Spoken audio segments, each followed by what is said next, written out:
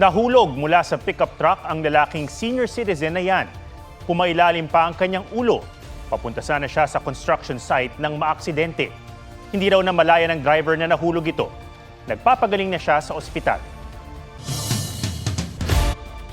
Pinakawalan na ang aktres at negosyanteng si Neri Naig Miranda na nakulong dahil sa kasong syndicated estafa. Ibinasura kasi ng korte ang arrest warrant laban sa kanya dahil nalabag daw ang kanyang karapatan sa due process. May report si June Veneracion. Nandito po ako para po ipaalam po. Mahigit isang linggo matapos arestuhin noong November 23 sa isang mall para sa kasong syndicated estafa. Iniutos ng korte na pakawalan ng aktres at negosyanteng si Neri Naig. Nakatanggap ang BJMP Pasay City Jail ng release order ni Neri Naig Miranda sa kanyang kasong syndicated estafa sa RTC Branch 112 Pasay City. At dito inutusan kami to immediately release Ms. Miranda. Pagkumpirma ng Bureau of Jail Management and Penology, alas 6 ng gabi pinalaya na si Neri matapos isilbi ang release order sa ospital kung saan 5 araw siyang na-confine. Hindi na siya ibinalik sa Pasay City Jail. Ibinasura ni Acting Presiding Judge Ronald Augustan ang warrant of arrest laban kay Neri. Hindi raw kasi naipagbigay alam kay Neri ang tungkol sa preliminary investigation ng Office of the City Prosecutor ng Pasay laban sa kanya. Naipadala pa raw sa maling address ang subpoena para kay Neri. Sa Batangas ito isinilbi at hindi sa tunay na address si Neri sa Alfonso, Cavite.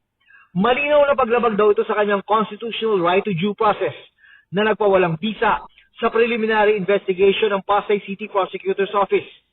Inutusan din ng korte ang Office of the City Prosecutor ng Pasay na magsagawa ng bagong preliminary investigation. Nagpasalamat ang kampo ni Neri na binigyang halaga ng korte ang kanyang constitutional right to due process. Sa muling pag-imbestiga sa kaso, mabibigyan daw si Neri ng pagkakataong sagutin ang mga aligasyon laban sa kanya. Umaasa raw sila na ang re-investigation ang mag-aabsuelto kay Neri sa mga bintang kaugnay ng kasong may kinalaman sa Dermacare Beyond Skincare Solutions. Hindi naman pinagbigyan ng korte ang hilig ni Neri na iurong na ang kasong syndicated estafa. The facts remain na ganun pa rin naman yung kaso.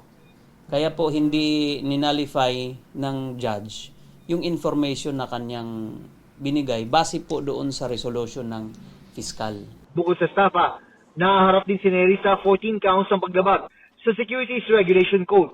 Ang mga kasong ito may kaugnayan sa umano'y pagiging endorser ni Neri ng Dermacare na hindi rehistrado para mag-solicit ng investment at wala rin tong lisensya para magbenta ng securities. Sa gitna ng issue, naghahain ng panukala si Senador Robin Padilla para protektahan ang mga endorser na nadadamay sa investment scams ng mga brand o negosyong ini-endorso nila. June Veneracion nagbabalita para sa GMA Integrated News. Betrayal of public trust o pagtataksil sa tiwala ng taong bayan ang nag-iisang basihan sa ikalawang impeachment complaint laban kay Vice President Sara Duterte. May report si Tina Panganiban Perez.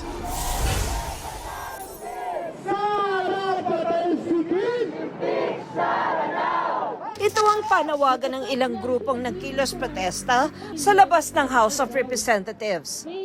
Ilan sa kanila may hawak na placard, nakahawig ng chichiryang kapangalan ng isa sa mga pumirman sa kanyang acknowledgement receipt para sa confidential funds ng Office of the Vice President. Ang kilos protesta kasabay ng paghahain ng ikalawang impeachment complaint laban kay Vice President Sara Duterte. Ipinunto ng mga nagreklamo ang paglustay umano ni Duterte sa confidential funds ng OVP at DepEd at ang pagtanggi ng bise na humarap sa investigasyon ng Kamara tungkol sa paggamit nito. It's time to impeach the wicked witch of the South. No other leader, national leader in history has spent this much money in this just short amount of time. No, 125 million in 11 days.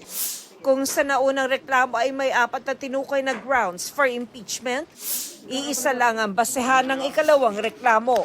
The betrayal of public trust, yun encompasses everything kasi merong tiwala ang publiko sa'yo, tinaksilan mo yon, and that is for us one of the highest, if not the highest, treachery ng isang public official. 75 individual mula sa iba't ibang sektor ang naghain ng reklamo na inendorso ng Makabayan Bloc. This impeachment complaint is a challenge to Congress to show its independence. Kahit ang presidente, iba pa ang sinasabi at pinapanawagan. Separation of powers tayo, dapat tumindig ang Kongreso sang-ayon sa tama. Itatransmit na raw ng Secretary General ng Kamara ang 2 impeachment complaints sa tanggapan ng Speaker. We assure the public that this process will be conducted with integrity, guided by the principles of due process and adherence to the Constitution. Wala pang direktang pahayag hinggil sa impeachment complaint si Duterte na nag-iikot sa iba't ibang lugar sa bansa bilang bahagi ng anibersaryo ng OVP. Sa Ifugao, nagbigay ng mensahe ang biseng tungkol sa diwa ng Pasko. Ang Pasko po ay panahon ng pagpapatawad, pagmamahalan at pagbibigay. Dahil ako ay Vice President, kailangan ko sabihin sa inyo na yan po ang mensahe at diwa ng Pasko. Pero po ako, hindi po talaga ako magpapatawad.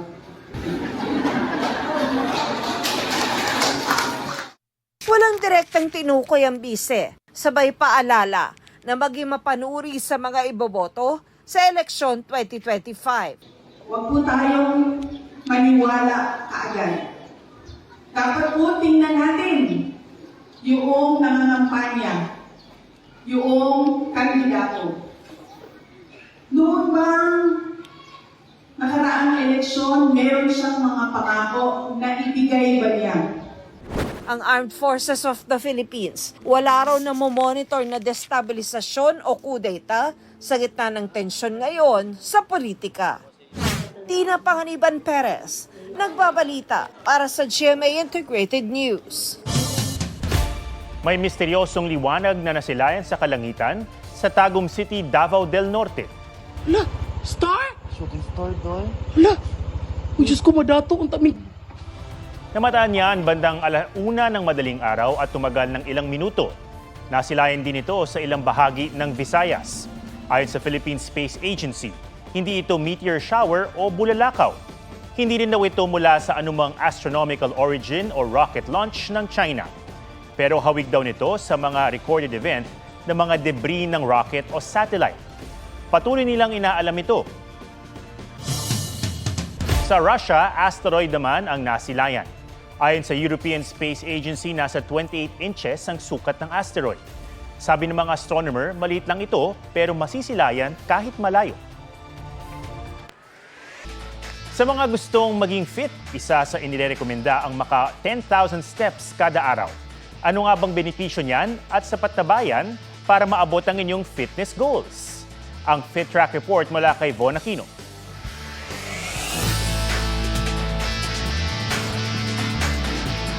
Madalas nakaupo sa opisina ang business analyst na si Joaquin Cordero. Kaya ang goal niya kapag nag-walking, maka 10,000 steps. Ngayon kasi yung average daw para maging fit, daily steps. So, target ko siya. Naka 8,672 steps na siya ngayong araw base sa kanyang phone app. Ang 10,000 steps goal, sinasabing nagsimula sa Japan noong 1964 bago ang Tokyo Olympics. Layo nitong mahikayat na labanan ng lifestyle diseases at makatulong sa weight loss. Naging benchmark siya kasi ginagawa na natin ito everyday. Naglalakad naman na tayo. Sabi ng senior citizen na si Edna Balais, nakakatulong sa kanya ang paglalakad. Para maging malakas ako. Yan ay nakakatulong sa cardiovascular fitness. Ibig sabihin yan kung gaano kalusog ang ating puso, no, at baga. Bakit? Kasi pag ang puso at baga ay malusog, yung puso hindi ka aatakihin. Hindi na nga kailangan pang bumili ng equipment para lang ma-hit ang iyong step goals dahil ang paglalakad maaari ring isama sa iyong daily routine. Kung kaya namang lakarin ng pupuntahan mo, abay maglakad na lang po. Dagdag rin yan sa bilang ng steps. Maghagdan kung kaya. Sa opisina, tumayo o maglakad-lakad sa iyong break. Kung ang habol lang natin is para lang ma-maintain natin yung healthy weight natin, pwedeng 30 minutes. Or kung gusto naman natin mag-fat burn tayo, pwede nating increase ng 45 to 60 minutes per day. Maaari rin daw dagdagan ng iba pang exercise ng paglalakad gamit ang mga bagay na madalas dala tulad ng water container. Pwede nating i-pump yung arms natin or swing natin yung arms natin so that even yung upper extremities natin or the arms, nagtotone na rin siya. Von Aquino nagbabalita para sa GMA Integrated News. Simula bukas, mabibili na ang 40 pesos kada kilong bigas sa ilalim ng Rice for All program ng gobyerno. Bebenta yan sa Guadalupe Public Market, Kamuning Market, Malabon Central Market, New Las Piñas City Public Market at Pasay City Public Market. Gayon din sa North Avenue Station ng MRT at Monumento Station sa LRT 1.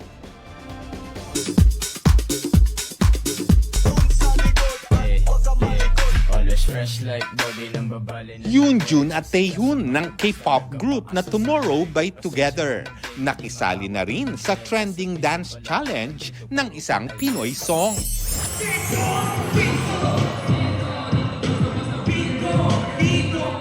The Voice Kids coach at SB19 leader na si Pablo, naka-collab ang Phil-Am rapper na si Easy Meal sa Vibe Manila 2024. First teaser ng Lolong Bayani ng Bayan, inilabas na. Tila regalo yan sa bida nitong si Ruru Madrid na nagse-celebrate ng kanyang 27th birthday. It's an honor na mapagkatiwalaan po ng another, franchise, di ba? Na season 2 na siya. Sabrina Carpenter at Barry Keoghan na paulat na hiwalay na ayon sa source ng isang magazine. O.R. Santiago nagbabalita para sa GMA Integrated News. Huwag magpahuli sa mga balitang dapat niyong malaman. Mag-subscribe na sa GMA Integrated News sa YouTube.